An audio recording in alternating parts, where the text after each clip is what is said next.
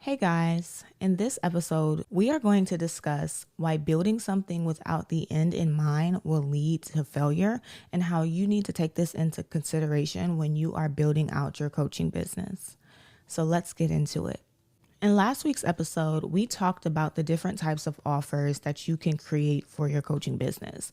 I told you how you don't have to stay stagnant and keep pushing off your coaching business because you don't feel like you're currently ready for a coaching program, but how you can create smaller offers in your business that still coaches people without it being a full-blown coaching program.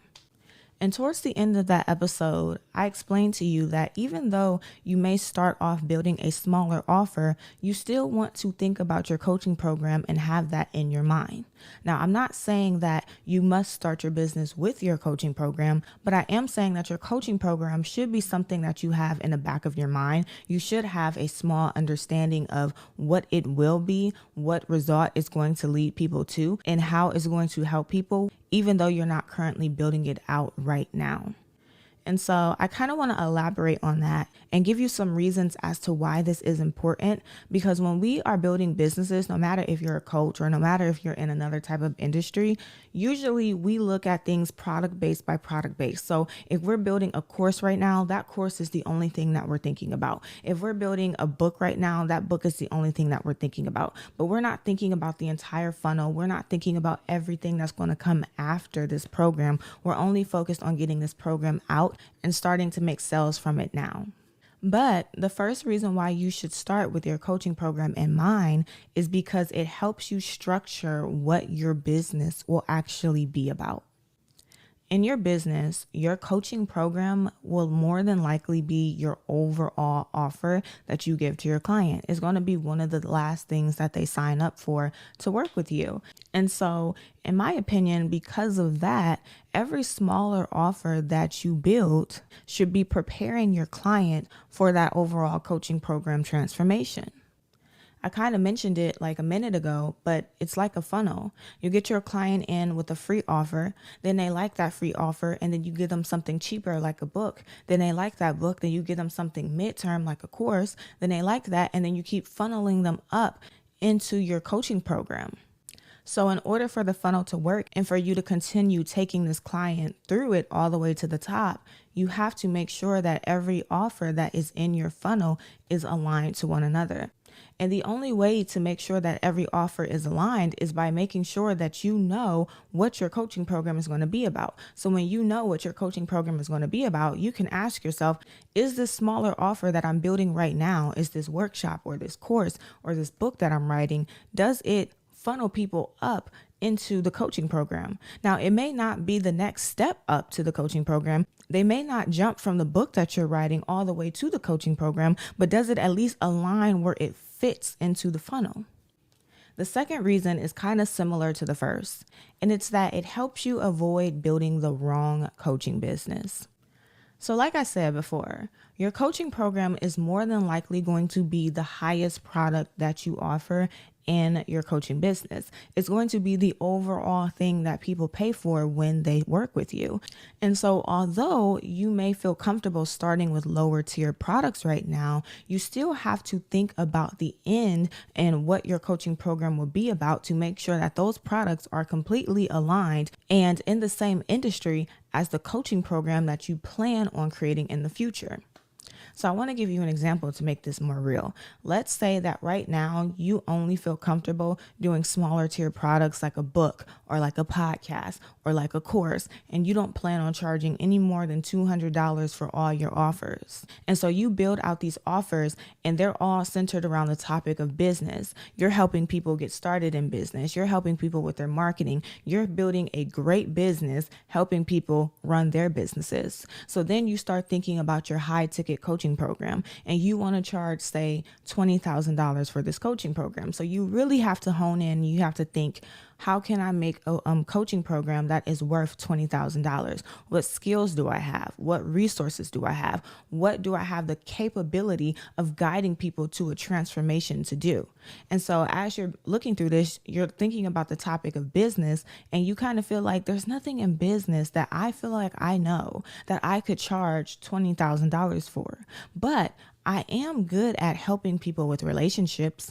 I am good at helping people overcome toxicity of, their parents, or getting over trauma of your mom hurting you.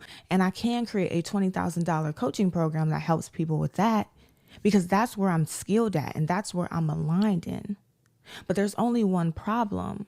Because you did not think about this from the jump, and because you did not think about this when you first started building this business, the coaching program that you feel like you are qualified for is not in the same industry as all the other products that you have been creating. Relationships and getting over trauma with your mother has absolutely nothing to do with your lower tier offers of business and marketing. So now you have to make a tough decision. You either have to rebrand your business and say, hey guys, we're going to switch from, being a business teaching you about business and marketing to being a business about relationships. And the only problem with that is that you have to close down all of your offers that were making you money, and you have to rebuild smaller offers that aligns with your new coaching program.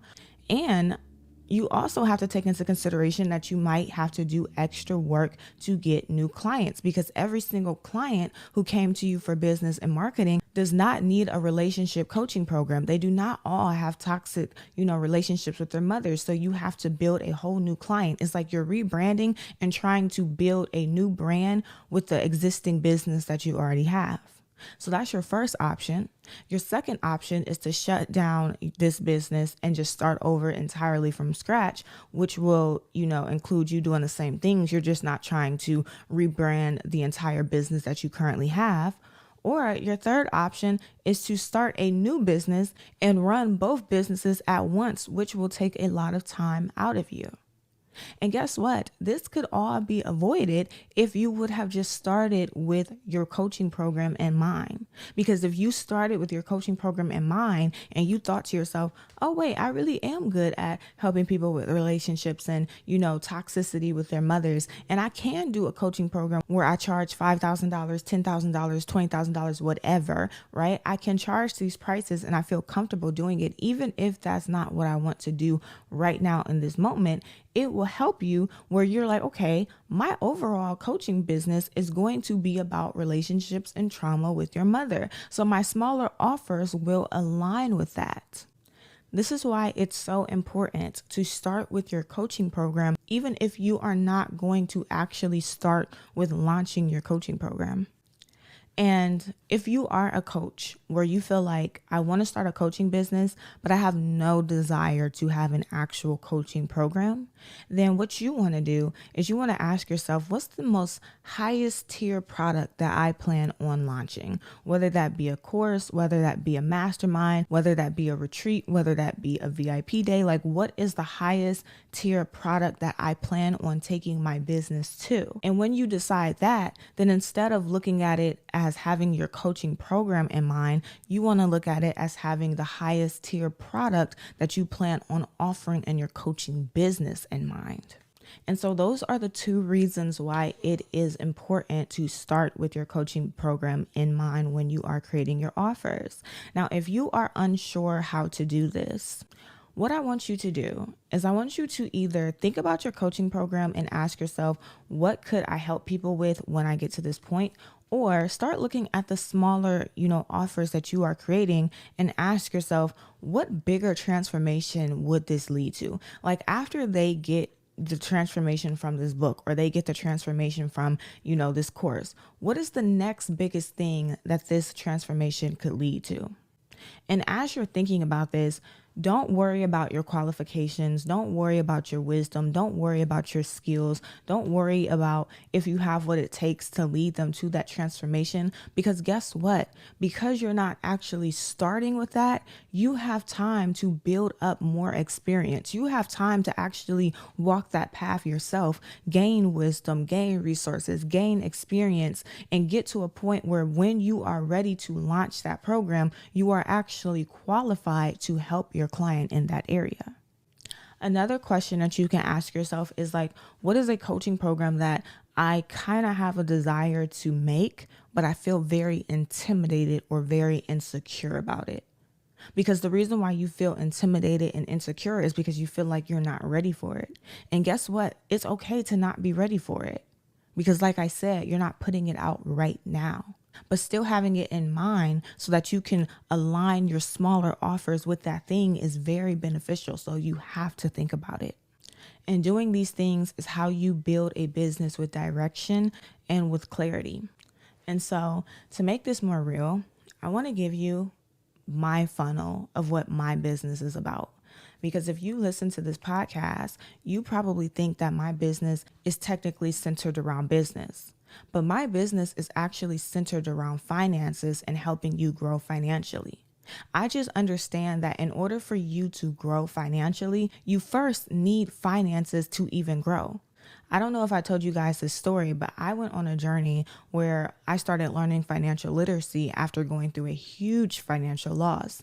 And I always realized that people wanted to teach you how to manage your money or grow your money. And I was so frustrated listening to all these people because I'm like, my problem is not managing. My problem is not budgeting. My problem right now is making. I can't manage what I don't have to make.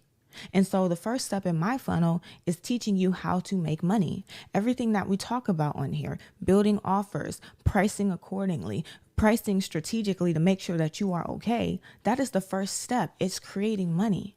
But then as you keep going and you keep going, then we can start talking about managing money, and then we can start talking about growing money, and we can start talking about handling money. But as of right now, you can't manage what you don't have.